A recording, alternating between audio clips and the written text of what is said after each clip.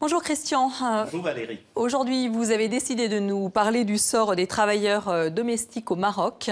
C'est une situation très difficile pour certaines d'entre elles. Absolument, situation dramatique pour les travailleuses domestiques qu'on appelle aussi les petites bonnes, expression très péjorative pour désigner ces jeunes filles, la plupart du temps âgées de moins de 15 ans et qui travaillent dans des domiciles privés, bonnes à tout faire. Ce sont les esclaves des temps modernes, en quelque sorte. Les esclaves des temps modernes. Et il y a quelques mois, en mars dernier, en mars de l'année dernière, une jeune fille de 14 ans est décédée à Agadir des suites des brûlures que lui avait infligées sa patronne, malheureusement.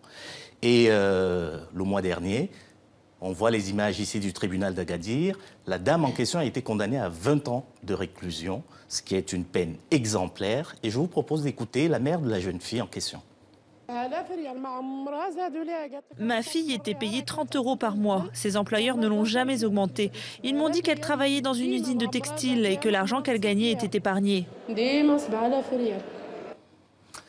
Alors, quelle est la cause de ce travail au Maroc? C'est essentiellement parce que ces jeunes filles proviennent des régions les plus pauvres, les régions rurales du Maroc. Elles arrivent en ville et on leur promet monts et merveilles. Malheureusement, elles tombent entre les mains généralement de couples privés qui sont sans scrupules et qui les emploient vraiment à tout faire. De 6 h du matin, parfois jusqu'à minuit. Elles travaillent 100 heures par semaine, 100 jours de congé. Et aujourd'hui, le gouvernement marocain estime qu'il y en a environ 100 000 dans l'ensemble du pays qui vivent cette situation d'esclavage moderne, comme vous le disiez tout à l'heure. Alors, il n'y a pas que les jeunes filles de moins de 15 ans, parce que le travail au Maroc est interdit aux mineurs de moins de 15 ans, mais il y a aussi les adultes, beaucoup plus âgés, qui sont dans la même situation. Et je vous propose d'écouter une jeune femme à Rabat au Maroc qui est exploitée par ses employeurs. Quand mon employeur sortait, elle me laissait à côté du chien qui était dressé pour me mordre si je bougeais. Des gens ont dit ça à mon frère qui est venu à mon secours. Elle m'a torturée en me brûlant. J'ai encore des cicatrices.